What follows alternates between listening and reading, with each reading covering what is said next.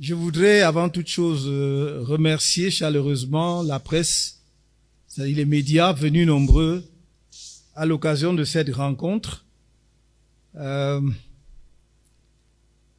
qui renouvelle en réalité une pratique qui était bien établie entre les femmes et les hommes des médias de notre pays et notre parti politique, le mouvement pour la renaissance du Cameroun.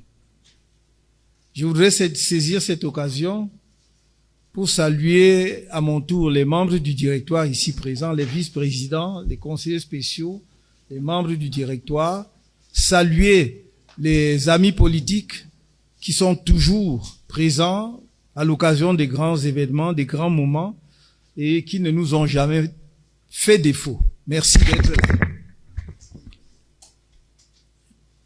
Je reviens après presque 10 mois, peut-être un peu plus, un peu moins, en tout cas depuis août 2025, devant les médias, pour parler au nom de notre parti, de mon parti, c'est-à-dire celui dont je suis militant, fier de l'être, qui est le mouvement pour la renaissance du Cameroun.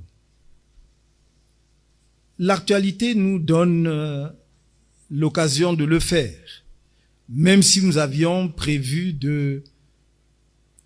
d'organiser une rencontre avec la presse à un autre moment, mais l'actualité politique haletante de notre pays nous donne l'occasion donc de venir nous entretenir avec la presse et à travers la presse, c'est-à-dire à travers les médias, avec l'opinion nationale, nos compatriotes et pourquoi pas l'opinion internationale qui s'intéresse à la marche de notre pays. Et cette actualité est essentiellement politique, disais-je, et je pourrais dire essentiellement centrée d'une part sur les questions électorales et d'autre part sur les questions de succession présidentielle au Cameroun. Ce sont les deux points autour desquels je vais organiser mon propos dans sa première partie parce que il y aura une seconde partie qui sera consacrée à notre présence dans les médias à l'avenir. S'agissant de cette première partie, nous avons fait une première réaction à la suite d'une série de projets de loi déposés d'une part devant l'Assemblée nationale et d'autre part devant le Parlement réuni en congrès. Dans le premier cas, comme on le sait, c'était pour modifier des lois ordinaires. Dans le second cas, c'était pour modifier la Constitution.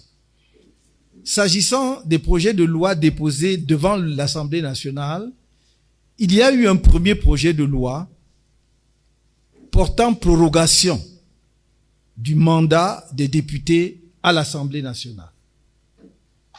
En fait, il s'agissait d'une deuxième loi du genre en moins de 2 ans dans notre pays. Je voudrais attirer l'attention des uns et des autres sur le fait que le calendrier électoral dans notre pays est devenu un serpent de mer, à telle enseigne que nous avons l'impression qu'on organise les élections, pour ne pas dire qu'on fait la politique chez nous, dans notre pays, par embuscade. Voici un pays où les partis politiques ne savent jamais à quel moment se tiendront effectivement les élections. C'est important de souligner cela parce que les attentes de l'opinion vis-à-vis des partis politiques, des acteurs politiques, doivent également tenir compte de cet aléa. Nous sommes à peu près l'un des rares pays au monde où on n'a pas de calendrier électoral établi. Donc vous ne pouvez pas faire de prévision, ni en termes d'organisation, encore moins en termes de mobilisation des ressources financières. Et cela est extrêmement grave. Comment arrivez-vous à constituer des listes de candidats à une élection si vous ne savez pas à quel moment ces élections se tiendront? Comment pouvez-vous solliciter vos camarades du parti, vos amis politiques, sur le plan financier, mobiliser les ressources nécessaires pour organiser une élection qui peut se tenir 1 an plus tard ou 2 ans plus tard. Il y a là donc un vrai problème démocratique dans notre pays et il ne faut pas se contenter de l'écume. Parfois, en regardant les médias, j'ai l'impression que nous perdons de vue les vrais problèmes. On ne voit pas les problèmes dans leur profondeur, on surfe dessus.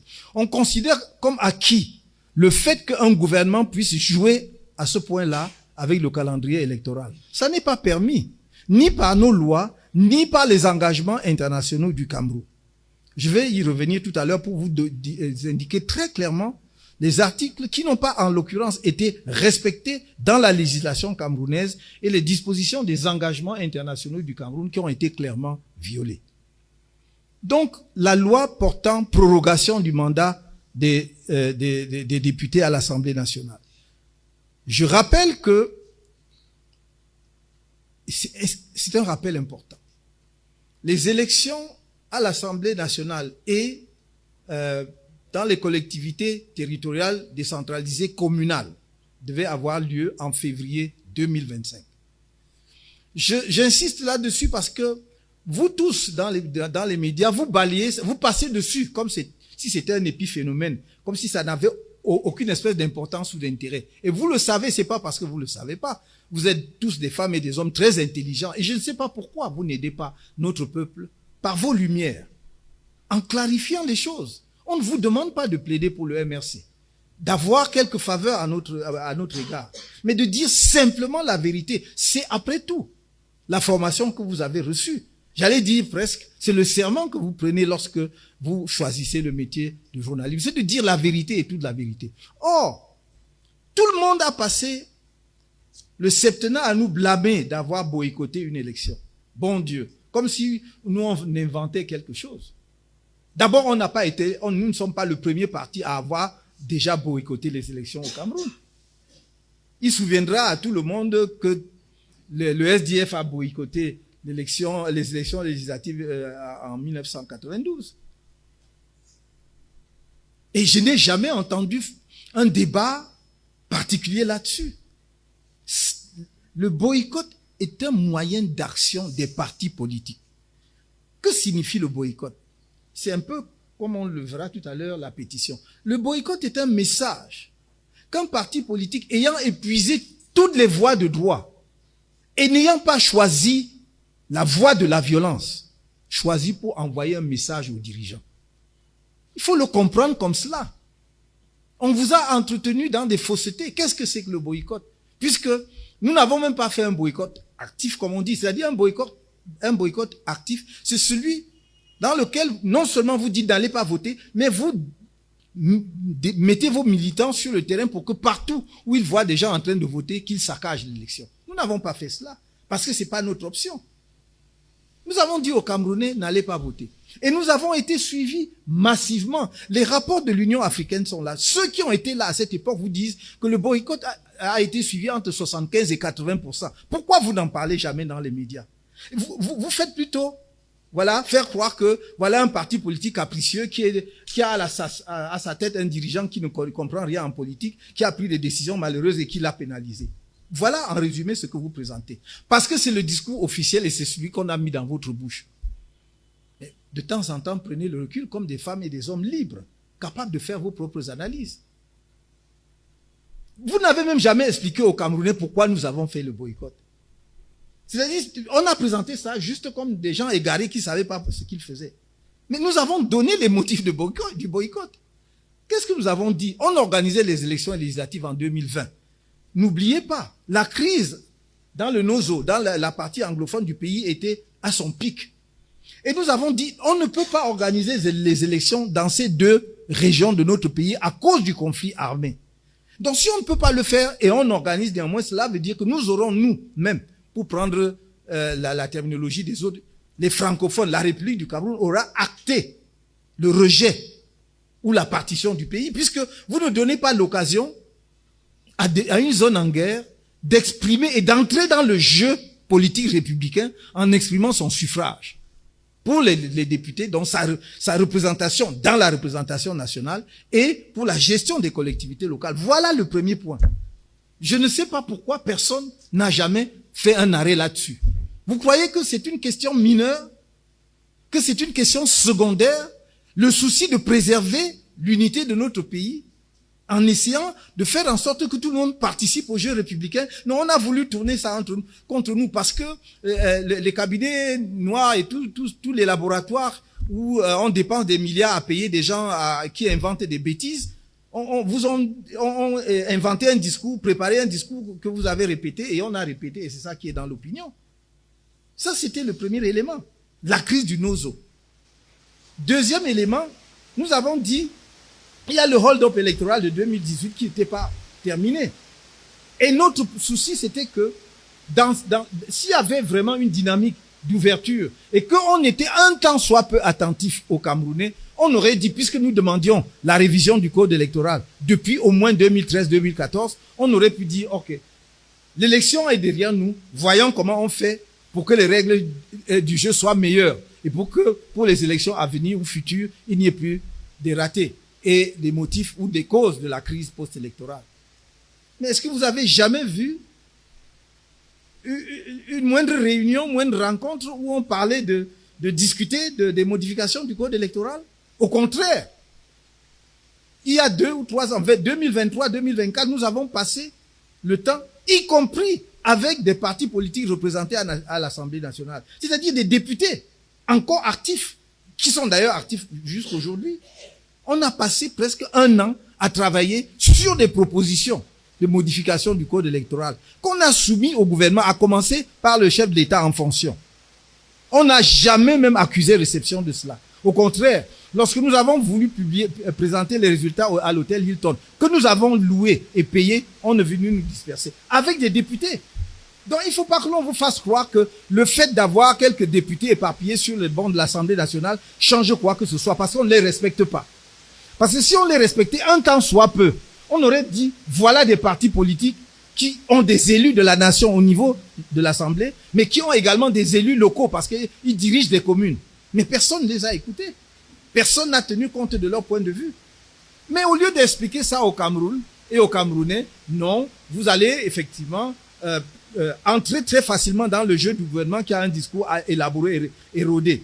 Mais c'est notre devoir de vous interpeller et à travers vous d'expliquer aux Camerounais sans relâche. Même s'il faut le faire 1 million de fois, on le fera et on continuera de le faire. C'est notre rôle en tant que parti politique. C'est notre obligation de vigilance. C'est notre devoir de dire ça ne va pas dans l'intérêt de notre pays. C'est pas dans l'intérêt du MRC. Quand nous demandons qu'on respecte les lois de la République, c'est pas l'intérêt d'un parti politique. D'ailleurs, c'est pas nous qui votons ces lois-là. Donc, il faut que vous compreniez ce premier point.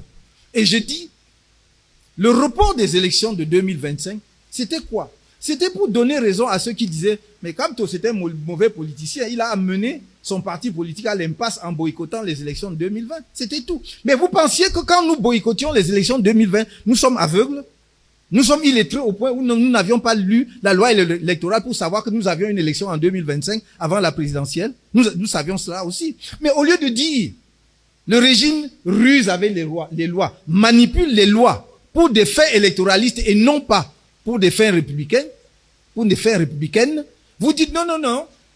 J'ai vu des plateaux de télévision où des Camerounais censés, me dit-on, être lettrés, disent mais le gouvernement peut faire ce qu'il veut, c'est la politique dont on peut jouer. Mais si on en est là, c'est pas la peine. C'est même pas la peine de continuer. Parce qu'à ce moment-là, les lois ne servent à rien puisque on peut jouer avec ça à tout moment, juste parce qu'on est en position de force. C'est-à-dire parce qu'on a les forces de défense et de sécurité avec soi. Et la justice qui l'accompagne, c'est tout. Mais si c'est à ça que notre pays est rendu et que vous acceptiez cela, qu'il soit dit clairement que c'est ça le truc. Et je crois que les uns et les autres, nous avons d'autres choses à faire qu'à perdre notre temps. Mais je pense quand même que lorsque on s'amuse à dire qu'on a mis en place des institutions républicaines, que ces institutions ont des attributions et des compétences, que ces compétences sont exercées, chacun, je dis bien, chacun doit se sentir lié et soumis à ces lois. Je ne quitterai pas ce point en disant, pour les mêmes raisons, on a reporté les élections locales, c'est-à-dire municipales, en 2020, puisque ce sont toujours des élections couplées depuis un certain temps maintenant. Et ça ne vous a pas choqué, parce que on mettait le pays dans une situation où des conseillers municipaux dont le mandat avait expiré devaient voter, choisir les conseillers régionaux. Or, ces conseillers municipaux, techniquement, du point de vue de la loi, n'étaient pas hors la loi, puisque le gouvernement a effectivement la possibilité de proroger leur mandat d'un maximum de 18 mois. Mais du point de vue de la légitimité démocratique, ils n'avaient plus de légitimité. Pourquoi? Parce que la source de la légitimité est unique. C'est pas la loi qui confère la légitimité, souligné. C'est pas la loi, c'est le peuple, c'est le suffrage qui donne la légitimité aux institutions. Ce n'est pas la loi. Sinon, il y aurait confusion entre légitimité et légalité. La loi confère la légalité, le suffrage confère la légitimité. Donc, à partir de 2025, les représentants, les députés à l'Assemblée nationale et les conseillers municipaux n'étaient plus légitimes. Ils étaient probablement couverts par la légalité, mais ils n'avaient plus de légitimité. Comment pouvaient-ils donc conférer aux conseillers régionaux une légitimité qu'eux-mêmes n'avaient plus? Voilà le nœud du problème. Et c'est ce que nous devons expliquer à nos compatriotes.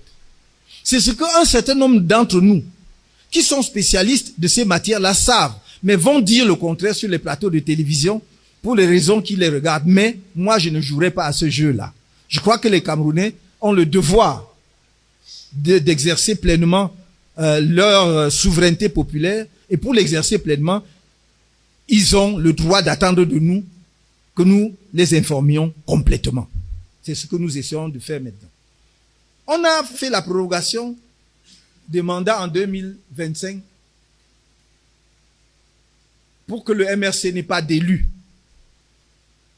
pour ne pas avoir à se présenter à l'élection présidentielle. C'était tout l'objectif, il n'y avait pas autre chose. Parce que le gouvernement ne peut pas vous dire en 2025 qu'il y a trop d'élections. Que oui, l'année 2025, il y a trop d'élections. Comme s'il découvrait le calendrier électoral. Alors que c'est lui qui le connaît. Il savait parfaitement qu'il y aurait toutes ces élections. Et le Cameroun n'est pas un pays qui est à quelques milliards près, j'allais dire, pour organiser les élections. Donc on pouvait organiser les élections. Mais il fallait absolument donner raison à quelqu'un qui braillait quelque part pour dire que le MRC ne présentera jamais de candidat. Et on vous a dit, voilà, c'est clair, c'est définitif. Attendez même 2032. Mais je crois que même en 2032, c'est trop tôt. Ils vont dire en 2050 ou 60. Mais je saisis cette occasion pour vous dire ceci. En 2024-25, on a passé le temps à vous dire que, en citant maladroitement un principe juridique, dont l'auteur de la citation, ma foi, je suis persuadé, ne sait même pas quelle en est la signification et la portée. En disant, nul ne peut se prévaloir de sa propre turpitude. M. Kamto avait dit qu'il ne se présentera pas à l'élection et que, d'ailleurs, ça voulait dire qu'il pourrait pas, enfin, que le MRC ne se présentera pas à l'élection, ça veut dire qu'ils n'auront pas d'élu et qu'ils pourraient ne pas être candidats. Ah, c'est la première fois que j'entends un gouvernement opposé à un dirigeant politique, sa parole politique, comme si c'était une loi gravée. Mais, avec ça, on nous a éliminés. Sauf que, je reprécise, le 5 août, quand on nous élimine pas parce que nous avons dit que nous avions des élus dans nos rangs, ce qui est vrai. On nous a dit en 2025 que ne tentez même pas, n'essayez même pas cette affaire de mandat impératif. Oh, d'accord. Ok. On a laissé le mandat impératif. On a trouvé un parti politique qui a porté notre candidature. Et on a découvert, subitement, nuitamment, que ce parti politique avait un autre président que celui qui avait signé les documents de notre investiture. Il est sorti, mais il a disparu comme il est venu. Pire, alors qu'on a passé 2025 à nous dire que le mandat impératif n'existe pas, allez demander au Conseil régional de l'Ouest, s'il n'y a pas un parti politique créé, je crois même en 2023 ou 2024, en tout cas, qui n'a jamais participé à aucune élection, qui est allé débaucher, trouver des élus, en tout cas dans un autre parti politique, pour se constituer un groupe qui a permis qu'il ait un conseiller régional élu. Vous en avez parlé, non? Les médias n'en ont pas parlé, parce que c'est rien. Tant que ce n'est pas le MRC qu'il faut enterrer, tant que c'est pas Kamto qu'il faut tuer politiquement une fois pour toutes, ça n'intéresse personne. Vous devriez demander, est-ce que c'est pas ça, le vrai débat dans un pays? De dire, est-ce qu'on peut malmener les lois et les institutions à ce point-là? 2025, on vous dit, le mandat impératif n'existe pas au Cameroun. Y compris, semble-t-il, des professeurs qu'on appelle des grands professeurs. Et la même année 2025, il y a des partis politiques nés récemment et en tout état de cause qui n'avaient jamais pris part à aucune élection dans le pays, qui se sont retrouvés avec des élus au point où ils ont des représentants au conseil régional. Ça, au conseil régional de l'Ouest et puis au conseil régional du Nord. Il y a deux régions, deux partis qui sont sortis, on ne sait d'où, qui ont des élus et qui sont représentés dans les conseils régionaux. J'ai pas vu un seul débat sur vos plateaux de télévision, dans vos médias là-dessus. Vous trouvez que c'est normal? Et après, vous allez... Si c'est moi, c'est trop facile. Tout le monde peut m'engueuler et tout le monde peut m'insulter. J'accepte. Mais de grâce, une fois que vous êtes reposé un peu des insultes envers moi, dites au moins un peu la vérité aux Camerounais. Prenez votre repos en disant la vérité aux Camerounais. C'est quand même pas normal qu'on n'ait pas débattu cela. Alors que c'est pour cela qu'on a éliminé un candidat à la présidentielle. Maintenant, je disais que en 2025, on nous a dit, nul ne peut se prévaloir de sa propre turpitude. Au point où on a tenu une réunion des gouverneurs de région et présenté la vidéo d'un candidat potentiel à l'élection présidentielle pour lui opposer donc ses propos. Pour m'opposer mes propos. Donc c'était de dire au gouverneur, vous voyez ce monsieur, c'est un peu comme si à l'état-major de la police, on identifie un bandit qu'il faut traquer. Que partout, il faut le... Voilà sa photo, hein, c'est à ça qu'il ressemble. Maintenant, je vais simplement demander à la même personne et aux uns et aux autres de faire la même chose avec le président en fonction. Parce que vous avez bien, et si vous ne l'avez pas, je vous l'envoie, la vidéo dans laquelle il a dit que il ne peut pas désigner un dauphin. Parce que ça sonne mal, c'est comme si on était en monarchie. Il ne désignera jamais un successeur. Sa vidéo existe. Mais il vient de modifier la constitution pour créer le poste de dauphin. Vous ne dites rien. Ah, donc lui peut se prévaloir de sa propre turpitude. Mais nous, non. C'est très sérieux ce que je vous suis en train de vous dire. Si vous ne comprenez pas qu'avec ça, nous n'allons nulle part en tant que pays, alors vous avez raté de métier. Parce que votre métier est noble et grand. Parce que c'est le métier, en fait, où vous arrogez le droit de parler du haut à tout le monde. C'est pour ça qu'on disait, enfin, dans d'autres pays, que vous êtes le quatrième pouvoir. Mais c'est comme si vous preniez ça et que vous mettez dans l'eau vous-même. Jouez votre rôle, qui n'est pas de plaider pour un camp ou pour un autre, mais d'éclairer l'opinion complètement. Donc, il y a une vidéo. Si vous ne l'avez pas, vous nous faites savoir, vous nous le faites savoir et on va vous l'envoyer. Il l'a dit. De la même façon donc que j'avais dit qu'on boycotte l'élection, lui il a dit qu'il ne fera jamais de dauphin parce que ça sonne mal dans une république. On ne peut pas faire un dauphin, on ne peut pas, bon, voilà, parce que c'est comme si on était en monarchie. Qu'est-ce qu'on vient de faire là? Donc lui-même il est disqualifié. Je crois que il devrait comprendre que, en tout cas, ceux de son gouvernement qui s'assignent le rôle qu'on a joué en 2024-2025 sur cette scène politique. Il est temps donc qu'ils disent que il faut être cohérent dans notre discours. Voilà la prorogation en 2025. On en voit en 2026. Par moment, quand je regarde nos amis, frères et sœurs qui dirigent le pays, mais surtout le RDPC, mais enfin ils sont tous du RDPC, à quelques Ceux qui ne sont pas sont assimilés, donc c'est la même chose. J'ai un petit sourire en coin. Parce que je regarde aujourd'hui en 2026, c'est comme s'ils ne savaient pas que 2026 allait arriver. Quand ils ont prorogé, ils ont envoyé en 2026, ils voient que 2026 c'est trop loin. Et voilà que 2026 les rattrape. Faites alors les élections. Non, on va proroger encore. Pourquoi? Parce qu'on n'a pas d'argent. Mais mon Dieu, on dit, lisez l'exposé des motifs, puisque dans chaque loi, le projet de loi doit avoir un exposé des motifs, c'est-à-dire dire les raisons pour lesquelles on demande que la loi soit votée par le Parlement. Et il est dit deux choses, c'est deux motifs. Le premier, c'est que vraiment, on a des difficultés à mobiliser les ressources financières. Donc, il n'y a pas d'argent pour dire les choses simplement. Et deuxièmement, il faut laisser à l'organe électoral le temps de bien préparer les élections. Ah bon? Mais qu'est-ce qu'il fait entre-temps, l'organe électoral? Ils travaillent en permanence.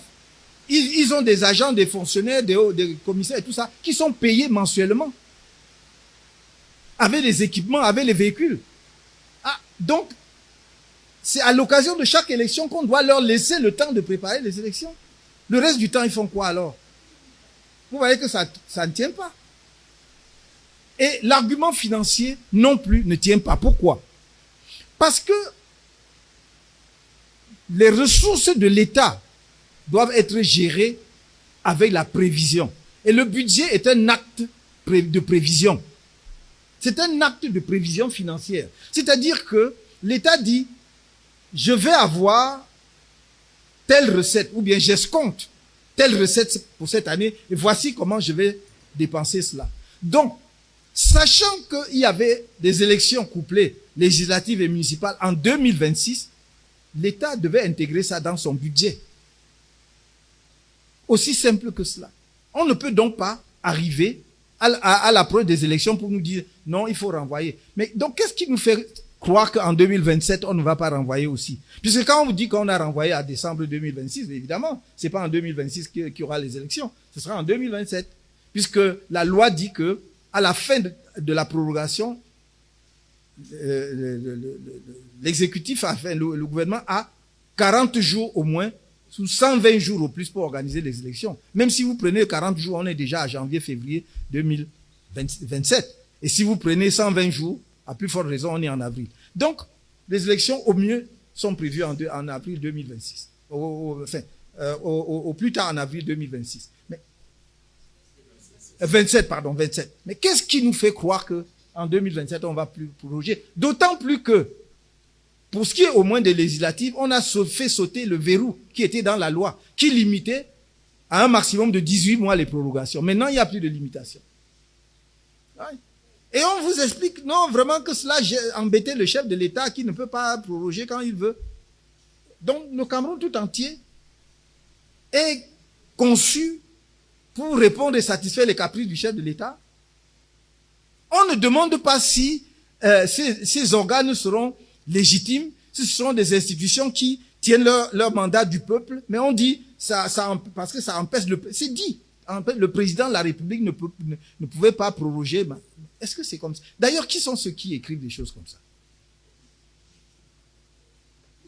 Donc, voilà, il faut que vous compreniez cela. Voilà le problème du MRC et le problème du président national du MRC que je suis. Il ne faut pas croire que nous sommes opposés à des individus ou opposés à des réformes. Mais il y a des lois. Et je dis pourquoi est-ce qu'on a violé l'article 15 alinéa 4 quand on a prorogé et quand on proroge à nouveau les mandats des députés. L'article 15 dit que la prorogation se fait en cas de crise grave ou si les circonstances l'exigent. Crise grave, il n'y a pas. Puisque le gouvernement lui-même n'a jamais considéré, par exemple, la crise du Nozo comme une crise grave. Sinon, il y a longtemps qu'on n'organiserait pas les élections. Ils n'ont jamais considéré les attaques et les massacres de Boko Haram comme étant une crise grave. Jamais. Donc, c'est pas une crise grave. Et quand les circonstances l'exigent, je demande à chacun de vous, on est à l'ère d'Internet, tapez sur Google, posez la question, que veut dire, non, prenez l'expression même, lorsque les circonstances l'exigent. C'est pas moi qui vais vous le dire. La réponse Google vous donne. Cela veut dire que lorsqu'il y avait un événement que l'on ne pouvait pas prévoir, c'est ça, la circonstance, nous sommes devant une situation que nous ne pouvions pas prévoir, donc ça nous amène à proroger. Mais quelle est la situation qu'on ne pouvait pas prévoir? Je vous ai dit que le budget est un acte de prévision, donc on devait prévoir, sachant qu'il y a des élections. Voilà pourquoi je vous dis, mes chers amis, j'ai entendu quelque part des propos tendant à faire croire que, bon, ce sont nos commentateurs, donc ça ne nous surprend pas, que nous étions, quoi que l'on fasse, des mécontents, on critique le système. Non. Prenez les propos du MRC depuis sa création. Nous demandons toujours la même chose. Respecter les lois de la République. Vous voyez, on inverse les rôles. C'est nous qui demandons à l'État de respecter, au gouvernement de respecter les lois. Parce qu'il ne respecte pas. Nous avons demandé qu'on applique l'article 80 de la Constitution en publiant la liste électorale nationale. On a tourné, on a montré. Vous croyez que la gymnastique que quelques collègues ou juristes ou formés ou des juristes à la petite semaine, les contorsions qu'ils viennent faire à la télévision, ça amuse qui? Ça trompe qui? Ceux qui jouent à ce jeu-là se trompent eux-mêmes. Ils peuvent gagner quelques jours, quelques mois, quelques ans même, mais c'est rien du tout. Le problème, c'est que tout cela se fait au détriment du Cameroun, c'est pas au bénéfice du peuple camerounais. Ça les aide peut-être à conserver le pouvoir un temps, mais ça n'aide pas le Cameroun. Vous ne pouvez pas sortir en public, aller dans un débat télévisé, dire que le président de la République est légaliste, alors que tout le monde voit la loi qu'il vient de violer de manière manifeste, brutale. Mais vous croyez que c'est l'incantation qui transforme le mensonge en vérité? Non. Non. Là, il a montré qu'il n'est pas légaliste. Il a peut-être l'occasion de se rattraper puisque c'est lui qui va faire la promulgation. Il peut ne pas promulguer, mais il n'est pas légaliste du tout. Donc voilà pour ce qui est des élections législatives et municipales, les reports. Je voulais que vous compreniez bien notre critique, notre propos. Parce que nous sommes constants. Et nous sommes constants dans notre volonté de rassembler les Camerounais. De faire que le jeu politique se fasse sur la base de règles claires. Dans un contexte où on peut avoir la concorde nationale. S'entendre pour que celui qui a gagné soit vraiment le vainqueur et que les autres respectent sa victoire. C'est tout ce que nous demandons et rien d'autre. Mais on va croire, c'est pour cela, je crois qu'on dit que nous ne comprenons rien à la politique, parce qu'on croit qu'en disant cela, nous sommes naïfs. Nous ne sommes dupes de rien. C'est une option que nous avons choisie. Et c'est pas parce que par crainte, je vous l'ai toujours dit, mais c'est une option. C'est une posture républicaine que nous assumons fièrement. Il y a des gens qui aimeraient tellement que nous allions déclencher une bagarre quelque part pour qu'on tire sur les gens en tirant prétexte de ce que nous l'avons fait. Non? Si les Camerounais veulent poser n'importe quel acte, qu'ils le fassent librement. Mais le MRC n'a jamais demandé à qui que ce soit d'aller poser des actes de violence ou de casser casser quoi que ce soit. Ce n'est pas notre option. Et ceux qui font cela savent pertinemment quelle est notre posture, mais ils veulent exploiter ça à fond. Et au point de retourner ça contre nous, puisque c'est les mêmes qui payent, y compris à l'étranger, certains de nos compatriotes, pour dire non, c'est des gens faibles, c'est des gens timorés, ça ne donnera jamais rien par les élections. Donc eux-mêmes sont en train d'accréditer dans l'opinion que la voie électorale ne conduit à rien. Cela veut dire quoi? Donc ils ne laissent aux Camerounais que le choix de la violence, de la rue. S'ils font ça, qu'ils assument, qu'ils ne mettent pas sur le MRC. Il ne faut pas qu'ils nous fassent porter un chapeau qui n'est pas le nôtre. C'est eux qui créent toujours les conditions de la violence. Mais nous allons travailler et continuer de travailler. Nous respecterons les choix des Camerounais, quels qu'ils soient, leur option. Voilà ce que je tenais à vous dire en ce qui concerne le report des élections législatives et municipales. À l'heure où je vous parle, aucune des institutions publiques n'a la légitimité nécessaire pour parler au nom des Camerounais. S'ils parlent, ils peuvent parler au nom de la personne qui a prorogé leur mandat. Ils ne parlent pas au nom des Camerounais. Ils ne parlent pas, ils ne peuvent pas parler au nom des Camerounais. Parce que les Camerounais ne leur ont donné aucun mandat. Leur mandat a expiré depuis. Il faut qu'ils le sachent. Qu'il s'agisse des députés, des conseillers municipaux ou des conseillers régionaux. C'est un fait. Ils ont un mandat légal. Ils n'ont pas un mandat légitime. Et cette non-légitimité ou illégitimité s'étend au président de la République. Son élection est vivement contestée.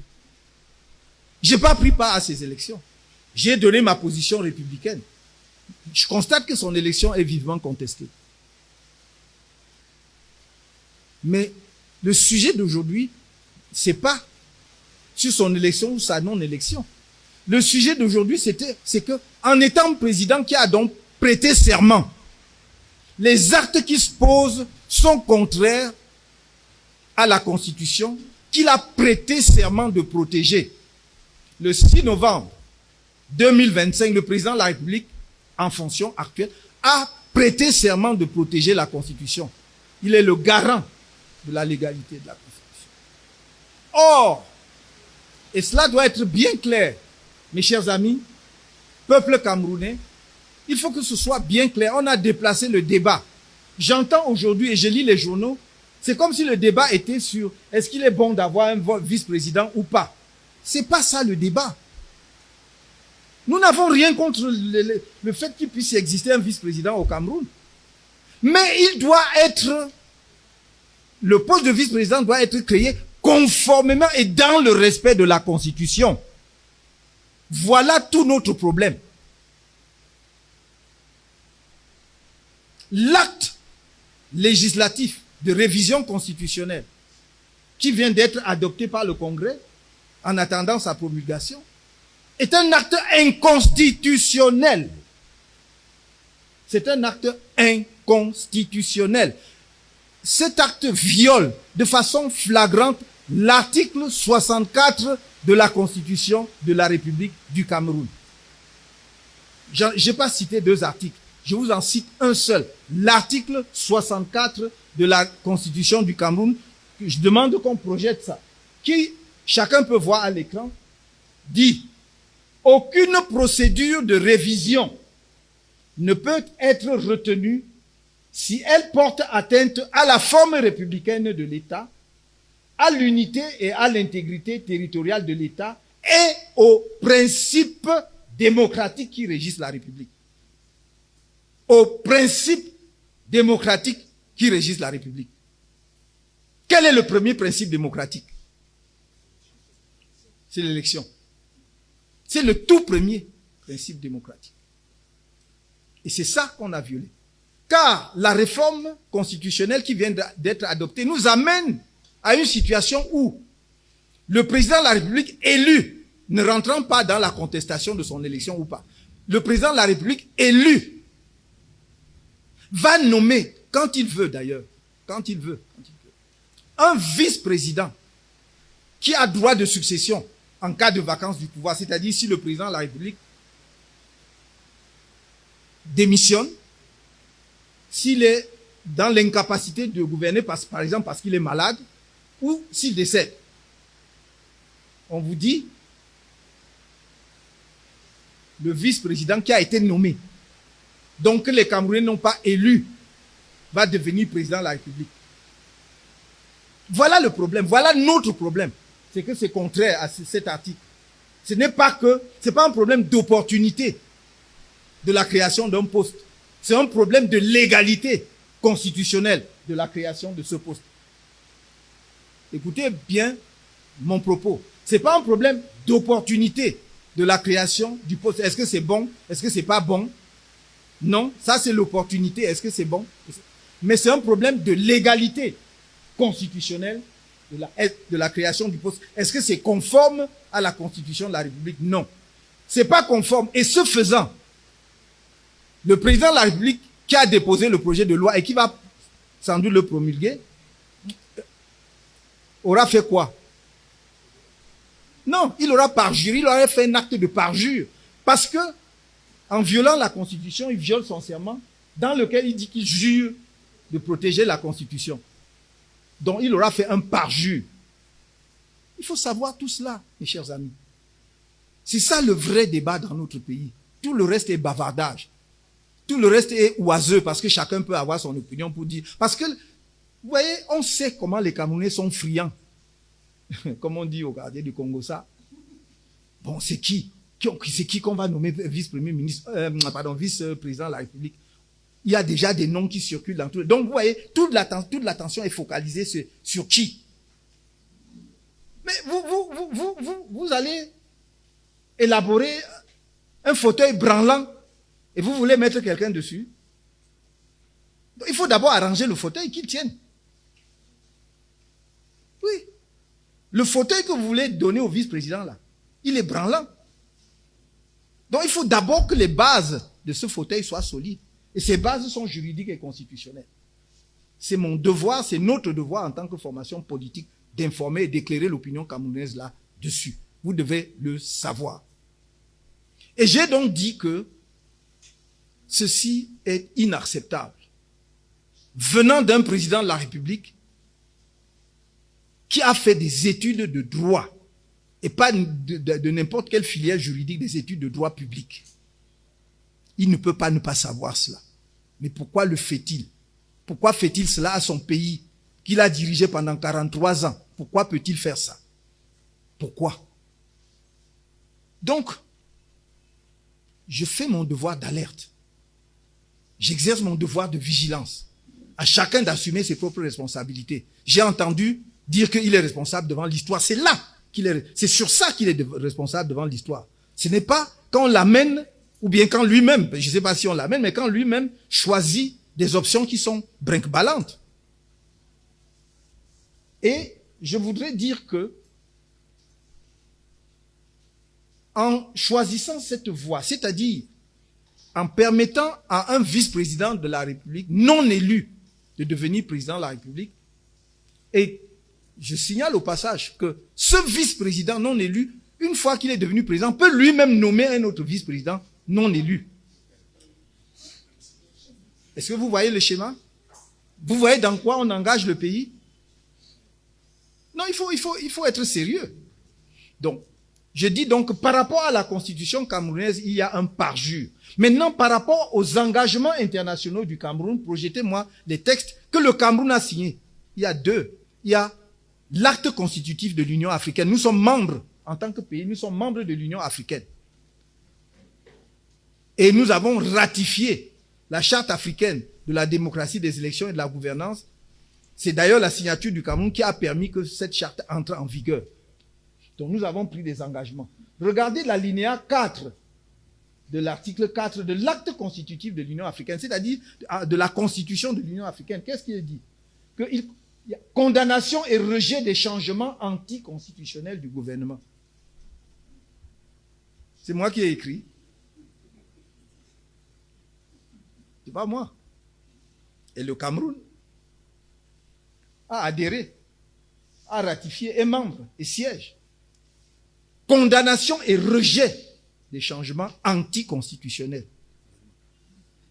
Certains vont vous dire sur les plateaux de télévision, parce qu'ils se croient toujours plus intelligents, malins que les autres. Et on vous dit que non, ça visait les coups d'État. Non, on a dit anticonstitutionnel, on n'a pas dit changement par coup d'État.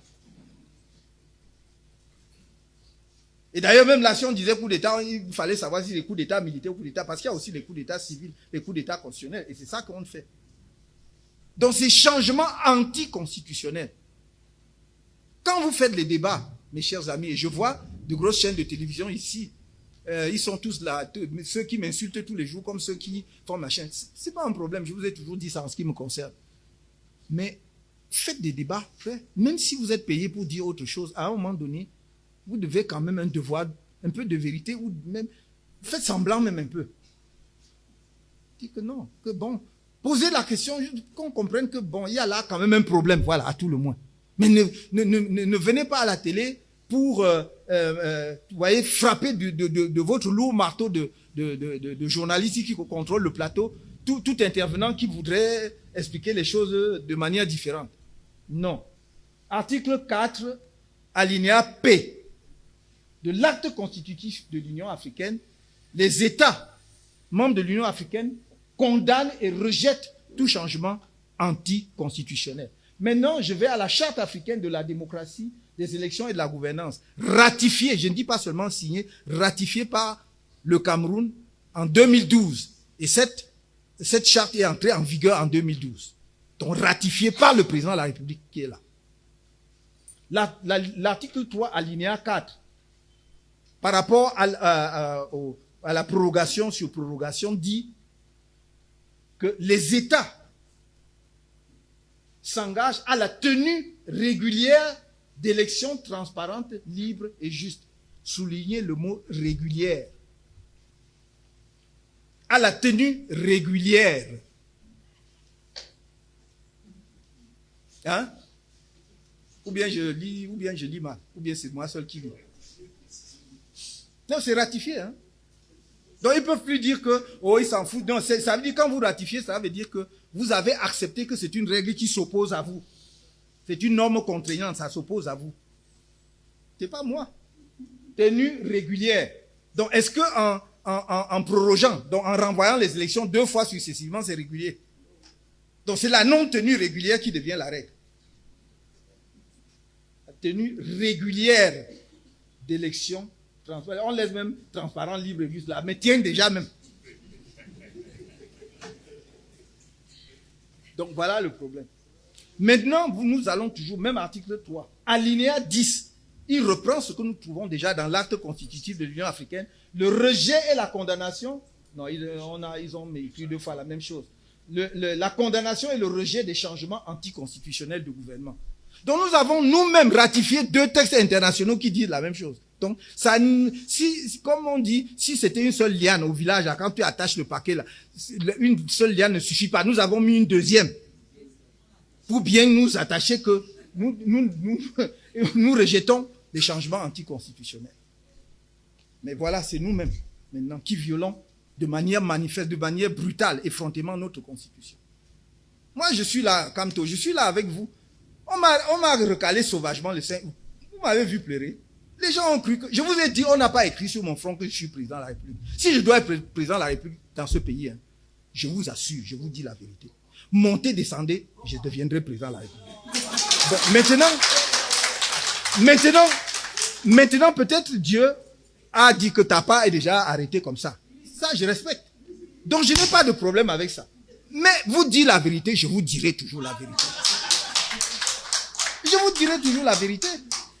Donc, ce qu'on fait là n'est pas bien. On met le pays dans une mauvaise direction avec cela. Je vous ai montré les textes.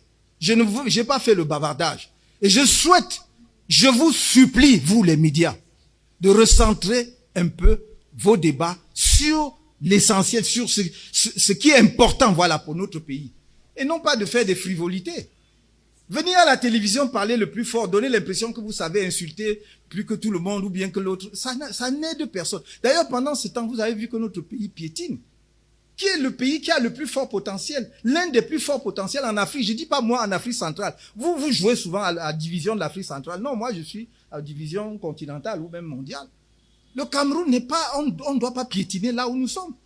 Non, ce n'est pas notre niveau. J'entends dire que tel pays voisin, il est derrière ou le machin. Est-ce que c'est notre niveau? Vous-même, vous rabaissez, non? Donc, pendant que nous faisons des bêtises, les autres avancent. Arrêtons un peu les bêtises. Ça n'aide personne. Arrêtons de diviser les Camerounais les uns contre les autres. Les enjeux du monde d'aujourd'hui, c'est ailleurs. Préparons notre jeunesse à relever les défis qui s'accumulent à l'horizon. Donnons-leur une éducation axée sur la science et la technologie pour qu'elle transforme le pays. Arrêtons de vivre dans notre pays comme si nous étions des mercenaires. Comme si on faisait des choses pour partir et laisser. C'est notre pays, non? On va fuir. Donc, vraiment, à un moment donné, il faut un peu se reprendre en main. Et je trouve que ces derniers temps, on est allé trop loin dans la bêtise. Je ne vais pas revenir sur un certain nombre de choses parce que ça pourrait apparaître comme si je manquais de politesse vis-à-vis de tel ou tel. C'est pas mon problème. On est obligé de s'entourer on est libre, je voulais dire, de s'entourer des collaborateurs que l'on veut et tout. Mais il faut que chacun sache que quand on lui confie une responsabilité, c'est pour qu'il se mette au service du pays. Et non pas qu'il montre qu'il bombe le torse, qu'il montre qu'il est le plus fort, ou bien qu'il montre que... Non.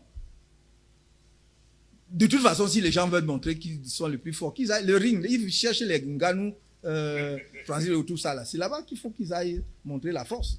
Nous, on n'a pas la force. Si vous me cherchez sur le ring, je fuis parce que même poids plume, je n'ai pas. Donc, je ne sais pas ça le sujet.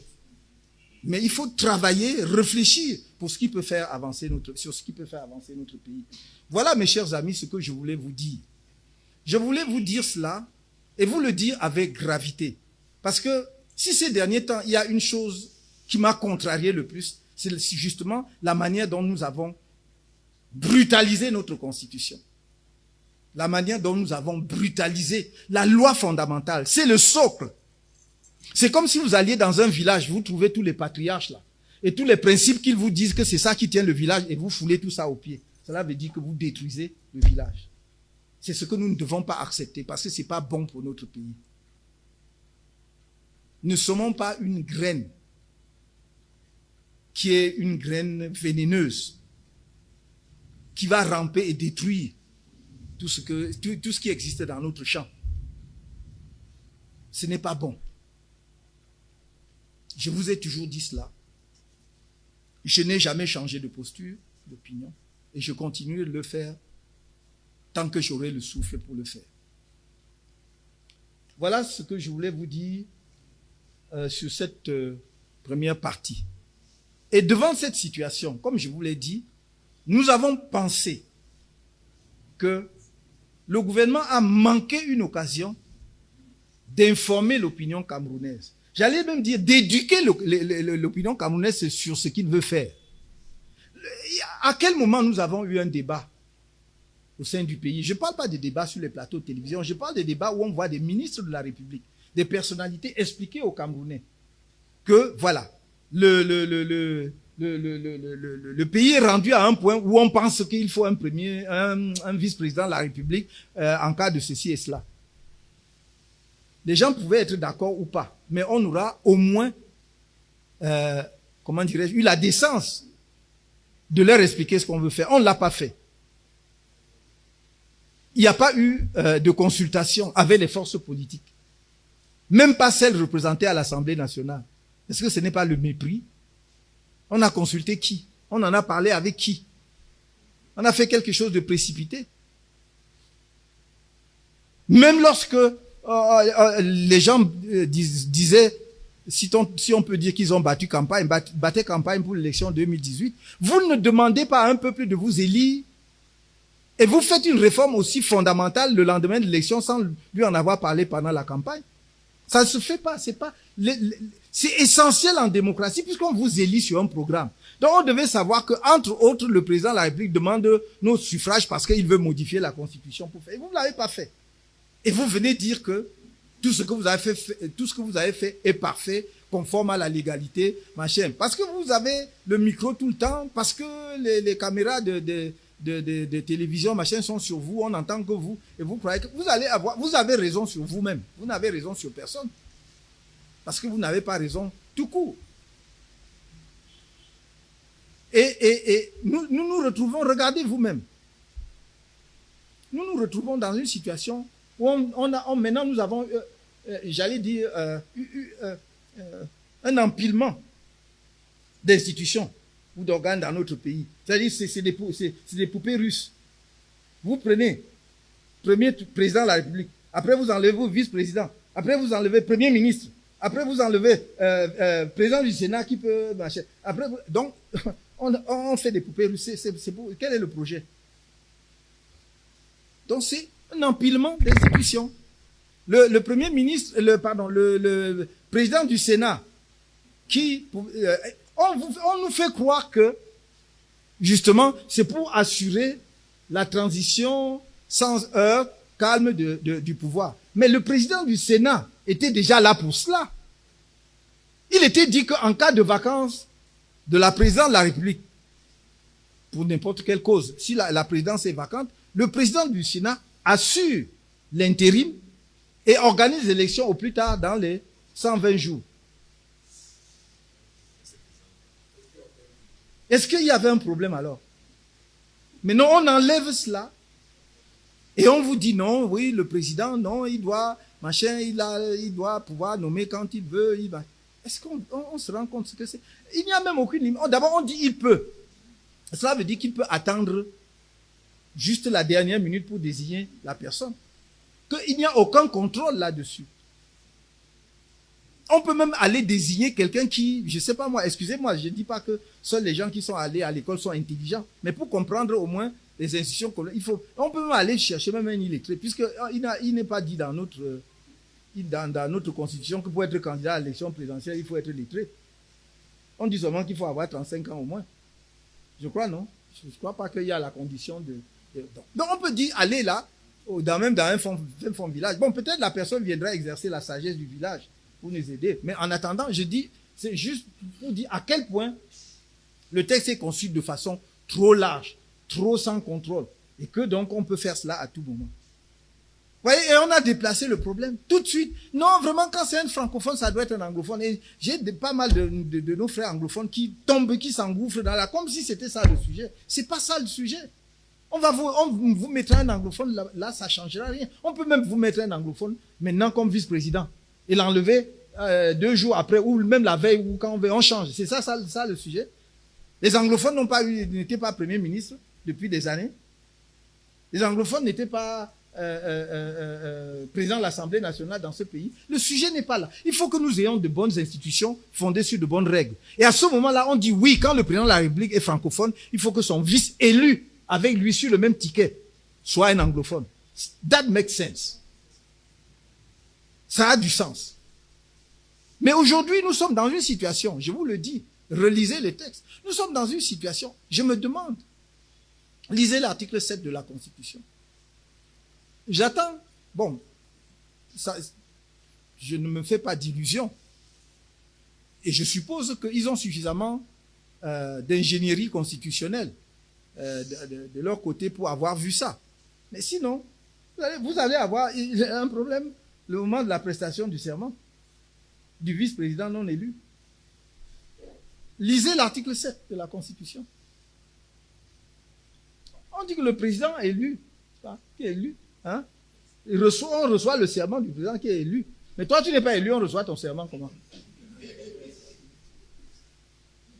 Donc, faisons attention. Faisons attention. Et moi, je vous ai tout dit. C'est mon devoir de vérité. Mais je vous ai dit, et je terminerai par là, que en ce qui concerne ce chamboulement du calendrier électoral, c'est parce que le RDPC fuit les élections. Donc il faut le dire clairement, sans fausse modestie et sans vanité, sans embâche, sans vouloir manquer du respect à qui que ce soit. Parce que si ce n'était pas le cas, dans tous les pays du monde, quand un président de la République vient d'être élu, son parti politique organise les élections dans la foulée pour profiter de la dynamique de la victoire présidentielle. Partout, c'est comme cela.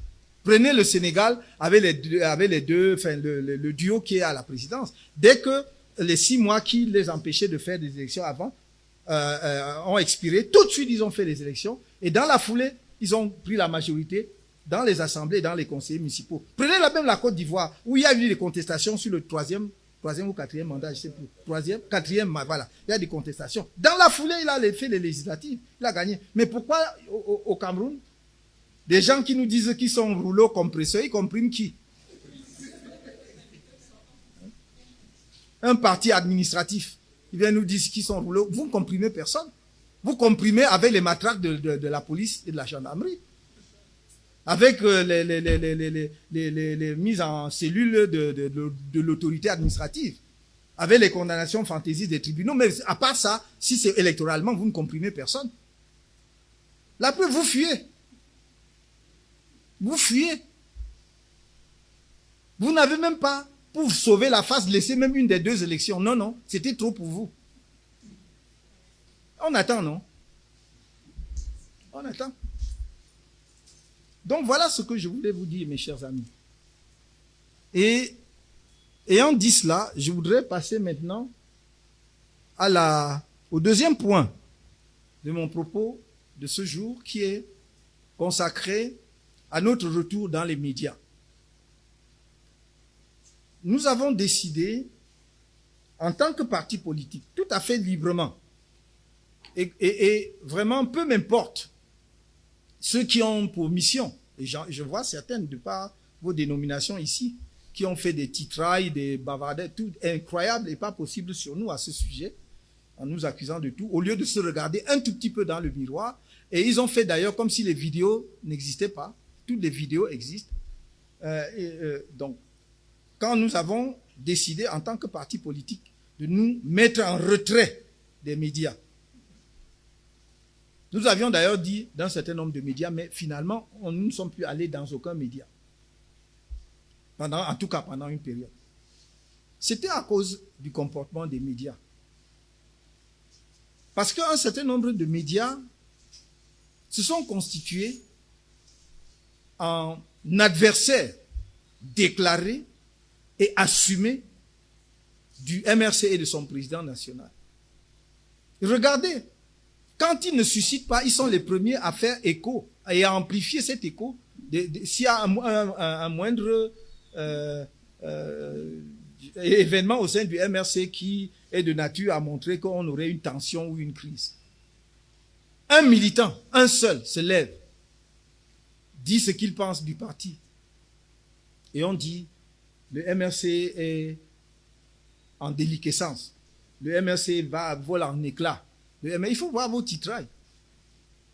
Il y a des gens qui démissionnent du RDPC tous les jours. Nous n'en parlons même pas. Pour venir, y compris chez nous, nous on n'en parle pas parce qu'on n'est pas là pour faire ce genre de jeu. Mais vous ne dites rien. Le MRC, comme toi, a chassé tout le monde, y compris ceux qui ont fondé le MRC et tout. Mais comme toi-même, tu es fort. Hein. Toi là, tout seul, tu chasses tout le monde, tu fais ceci, tu fais cela. Hey. Donc, ces journaux, ces médias, au lieu de regarder et de dire, mais est-ce que quelque part, ces gens n'ont peut-être pas raison ou est-ce qu'il n'y a pas lieu un peu de revoir comment nous menons les choses? Non, on dit non, ils nous ont accusés de ceci, ils doivent présenter des excuses publiques, on a fait ceci. Non. Nous avons pris de recul, nous avons pris du champ. Et nous avons observé. Et nous disons, nous allons revenir sur les plateaux de télévision. Mais nous allons adresser des correspondances courtoises, mais très claires, aux médias dans lesquels nous souhaiterions reprendre nos activités de communication, pour autant qu'ils le veuillent bien. Et je voudrais simplement que chacun comprenne, je le dis et je le répète, le MRC ne demande pas de faveur, ni un traitement particulier. Le MRC demande une information objective, la vérité. Et je peux dire, parce que parfois les gens disent que mais chacun a sa vérité. Non, il arrive un moment où il y a une seule vérité pour tout le monde. Quand je vous cite par exemple l'article 64, c'est pas ma vérité contre la vôtre. C'est une seule vérité. Parce que c'est un texte qui ne donne même pas lieu à interprétation. Quand on dit qu'une révision constitutionnelle ne peut pas être admise si elle porte atteinte aux principes démocratiques, vous ne pouvez pas vous mettre à discuter ou à interpréter. En droit, on dit qu'on n'interprète pas ce qui est clair. Donc quand c'est clair, on n'interprète pas. Donc, il faut être en mesure, donc, en tant que média, de lire ça au Camerounais et de dire, voici malheureusement ce que disent les textes. On aurait voulu peut-être autre chose, mais c'est ce que dit la Constitution. Et le président de la République en est le garant. Donc je dis, les gens ont cru que, mais les gens ont tenu à l'époque des propos qui pour nous étaient inacceptables dans un contexte républicain, dans un contexte national, dans un contexte d'une jeune nation qui se construit. Une des choses qui m'ont le plus contrarié et qui font que j'ai du mal, en dépit parfois même de suggestions réitérées de certains de mes amis politiques, à dire que qu'on aille dans tel ou tel média, ou que moi-même je peux m'y rendre, c'est que j'estime que la faute qu'ils ont commise, c'est pas une faute contre Camto, ni même contre le MRC, c'est une faute contre la nation camerounaise.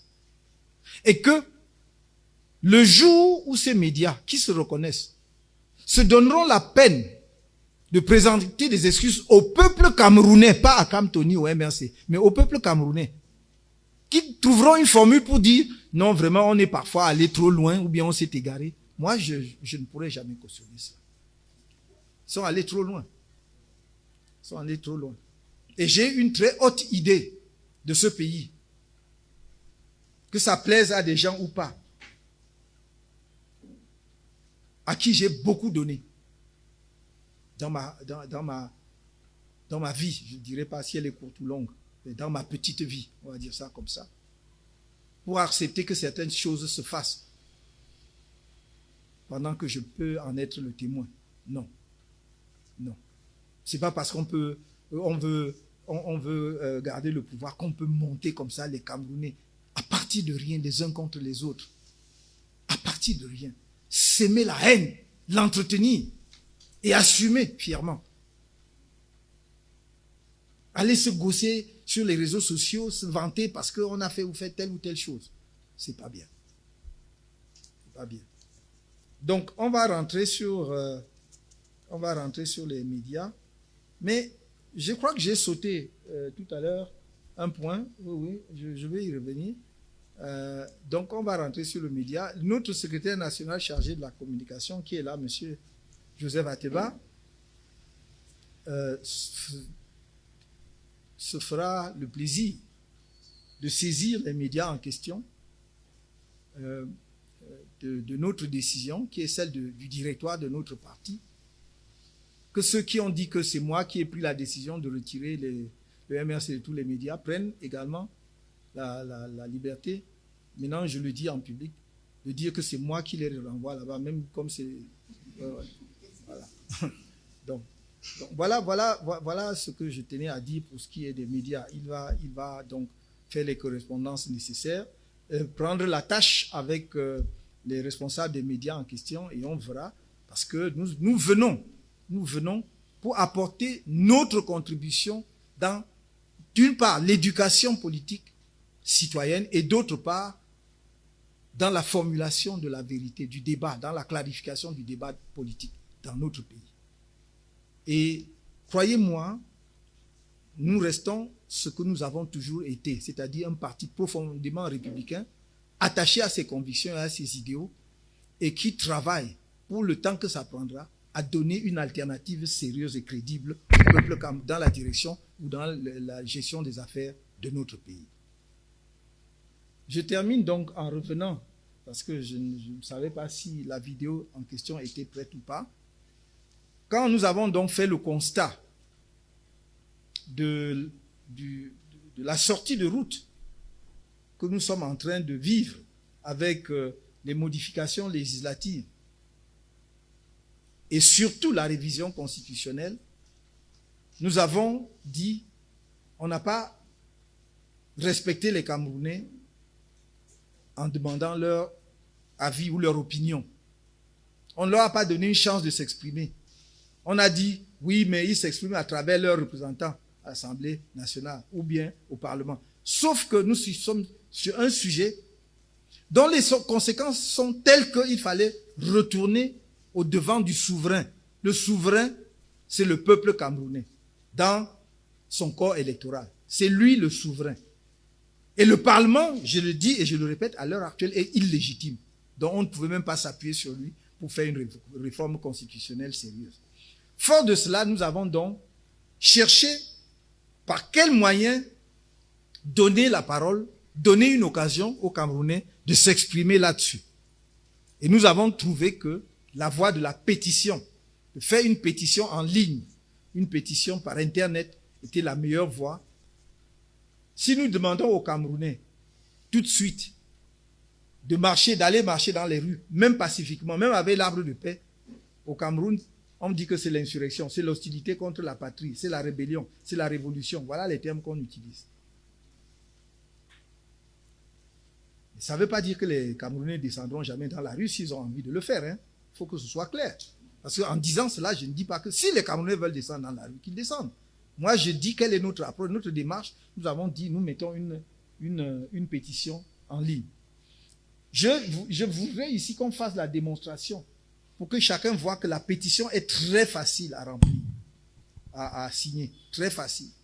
Et la deuxième chose, donc, je ne sais pas si celui qui manipule tout cela est là. On est prêt, Monsieur le Président. Merci. Oui. Merci, Monsieur le Président.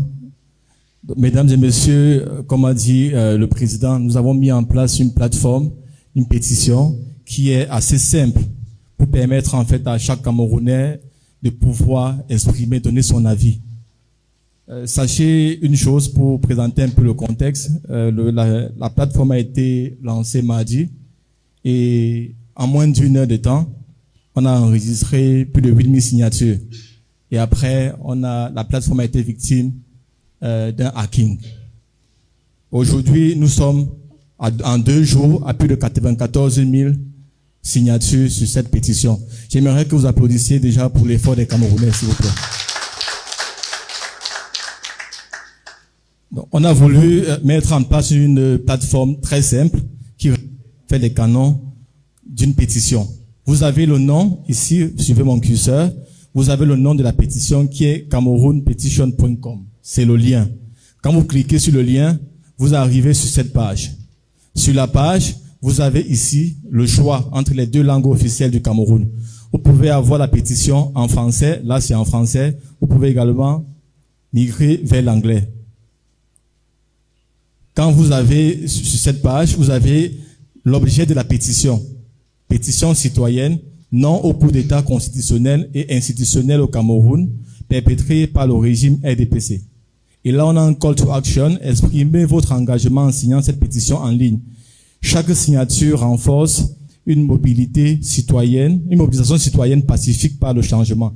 Et le président a dit tout à l'heure, la voie optée par le MLC sur le changement dans la paix et par les jeunes.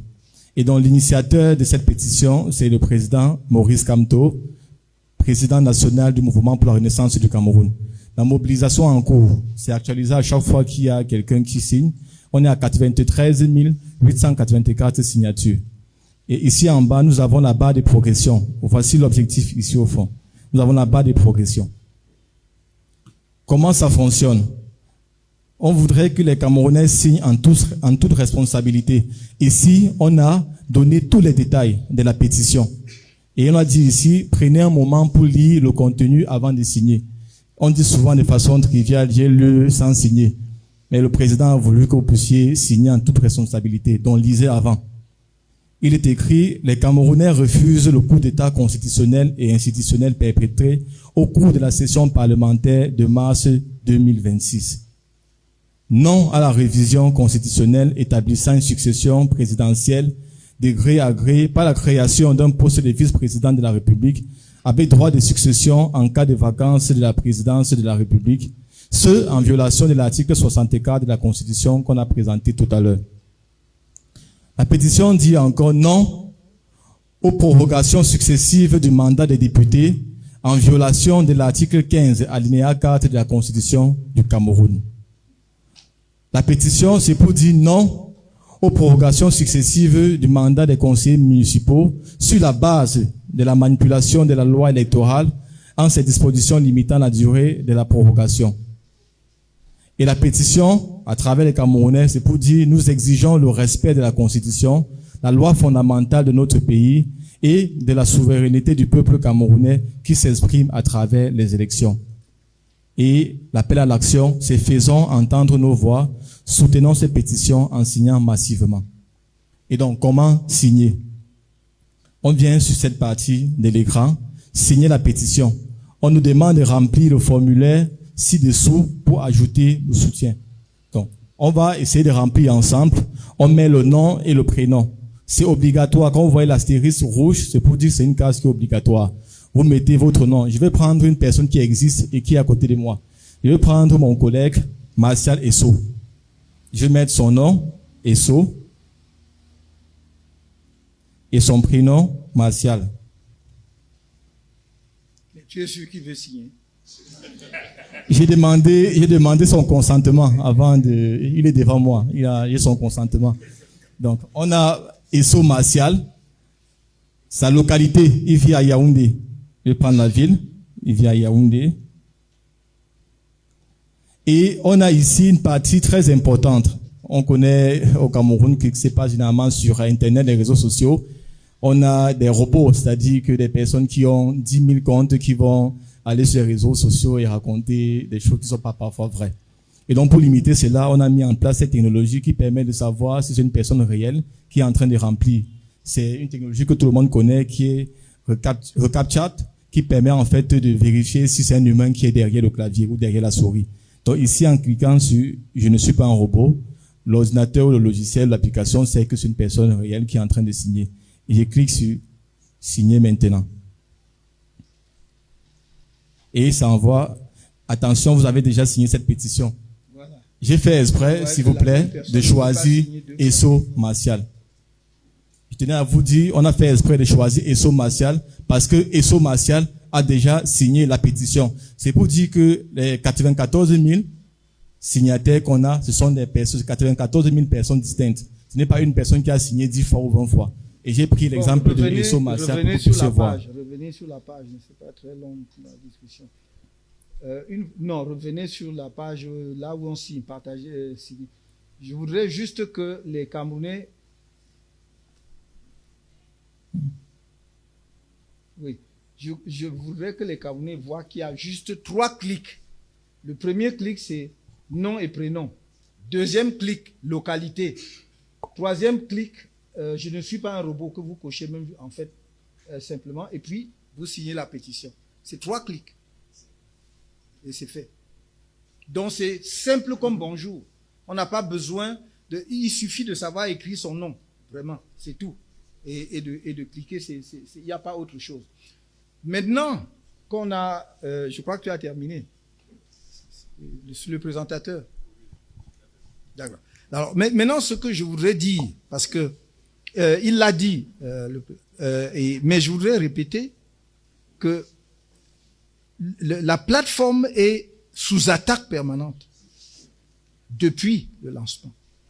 Il a dit qu'en 1 heure, on avait 8 000. Non. C'était autour de 30 minutes. En 1 heure, on avait 10 000. On était autour de 10 000. Et si on avait maintenu le rythme, on aurait dépassé les 100 000 depuis. Mais, et c'est ce que je disais tout à l'heure, et ce sont des gens que vous connaissez. Je vois une chaîne ici qui est très, comment dirais-je, accueille souvent parmi ceux qui agissent sur les réseaux sociaux et qui se vantent justement de ce que, voilà, votre pétition, ou bien il y a quoi, un truc insurrectionnel contre votre pétition, on fait des choses comme ça et tout.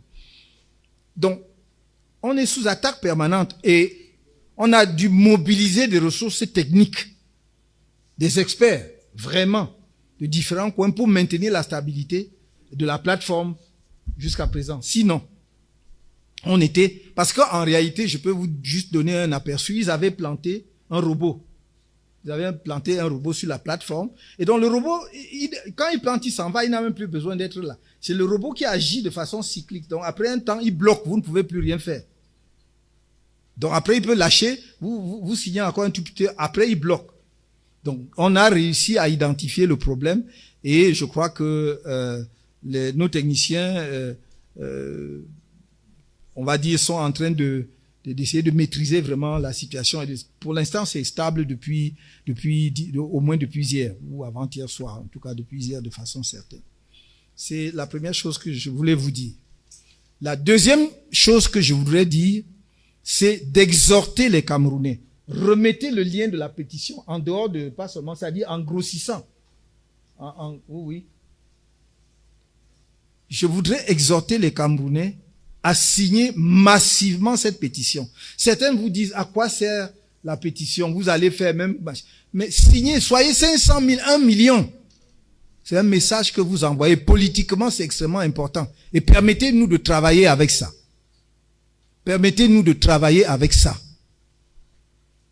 Si vous faites une pétition de quelques centaines, heureusement, on est en train d'avoisiner les 100 000, ça n'a pas le même impact que si vous faites une pétition de plusieurs centaines de milliers de Camerounais.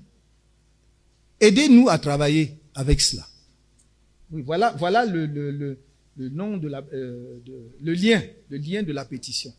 Donc quand vous allez sur Internet, quand vous avez ce lien-là, cliquez dessus. C'est simple comme bonjour. Ça vous amène sur la page. Et vous faites les 3 clics que j'ai dit. Vous avez signé. Voilà. C'est cameroonpetitions.com. Oui, Cameroun-petit. Bon, de toute façon, ils vont. On laisse là pour ceux qui veulent recopier, mais il faut faire circuler au maximum. J'espère que c'est sur ma page Facebook et il faut mettre sur toutes mes pages et tous les amis politiques devraient mettre sur leur page et que chacun se considère comme étant le VRP de cette pétition, de cette campagne.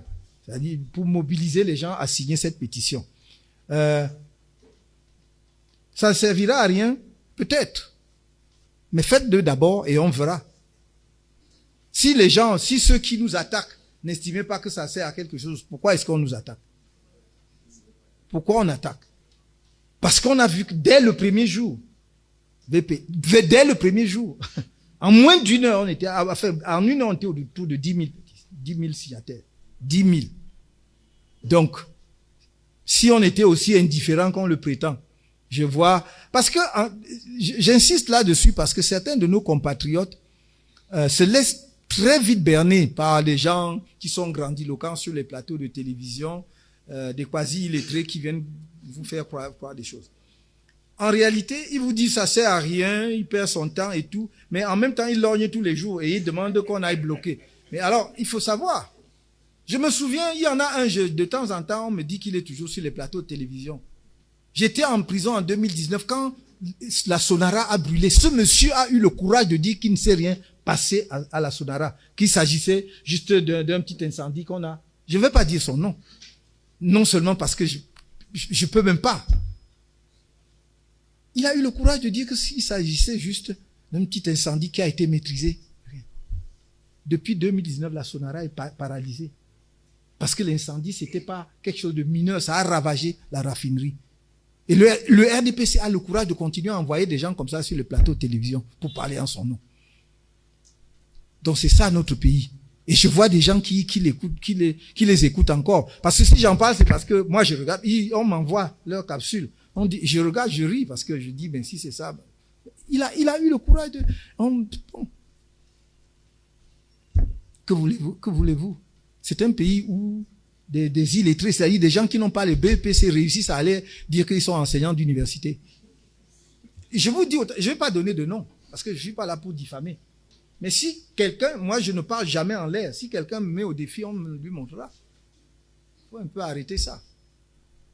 Il y a des gens sérieux dans ce pays, dans tous les camps, dans le camp du RDPC comme dans le camp de l'opposition. Mais c'est seulement le RDPC veut croire que dans l'opposition, il n'y a rien. C'est là qu'il se trompe. Ou bien il le sait, mais veut tromper les Camerounais. Nous respectons des valeurs qu'il y a au RDPC, même s'ils mettent leur savoir au service d'une mauvaise cause. Mais on sait qu'il y a des valeurs. Mais il faut qu'ils respectent les valeurs qu'il y a dans l'opposition. Et je ne dis pas Kamto. Il y a plein ici d'avocats, de professeurs, des gens de talent, des ingénieurs, des médecins et que sais-je encore. Vous n'avez jamais eu un parti avec autant de talent. Respectez les gens. Apprenez à respecter vos compatriotes. Et ne ramenez pas tout cela dans la bassesse de la petite politique. On peut avoir des désaccords et se respecter. Et c'est ce que moi je souhaite au Cameroun. Il faut arrêter cela. Et je voudrais enfin rassurer les Camerounais d'une chose. Personne n'a accès aux données de ceux qui signent. Personne. Il n'y a que les techniciens. C'est-à-dire il n'y a que les techniciens de base du MRC, de ceux qui ont conçu la plateforme. Donc ne craignez, parce que les Camerounais craignent même leur ombre. Parce que comme on demande la localité, quelqu'un va dire, on va savoir même dans quelle ville j'habite, peut-être on va venir me chercher. De temps en temps, je dis, mais c'est vrai que nous sommes dans un état tellement policier que les gens ont raison d'avoir peur. Et je me dis, mais vous croyez que l'État va mobiliser toute la police de la République pour chercher dans une mode de foin où se cache tel monsieur Odoa ou monsieur Simo, ou je sais pas moi, Oumarou, tout ça. Non, quand même. Vivez votre vie tranquillement. Vivez votre vie tranquillement. Signez votre pétition tranquillement. De toute façon, personne n'y a accès. Si ceux qui ont essayé de hacker le site avaient réussi, justement, ils auraient pris les données. Et vous n'auriez pas, ça ne pouvait pas afficher les résultats et les progressions que vous voyez là. C'est parce qu'ils n'ont pas pu avoir accès. Nous avions des pare-feux. Ils ont percé nos pare-feux jusqu'à une certaine limite. Mais on a maintenant reconstruit. On a vu le trou. Donc je voulais vous rassurer. Et c'est là-dessus que je termine en vous remerciant chaleureusement pour avoir été là, de nous avoir écoutés. je suis ouvert à quelques questions. On ne va pas en prendre trop. Ce n'est que le point de départ maintenant des rencontres qui vont se multiplier avec la presse. Vous pouvez être sûr. Je suis à votre disposition. Les autres membres responsables du MRC sont à votre disposition. N'hésitez pas. Si vous voulez nous rencontrer sous différents formats, on est là parce que nous avons envie de communiquer, et même pour ceux qui sont contre nous, de vous communiquer notre passion. Qu'est-ce qui nous consume? Un jour, nous ne désespérons pas. Hein. En faisant un peu comme les témoins du Jéhovah, un jour, vous allez... On insiste jusqu'à... Merci.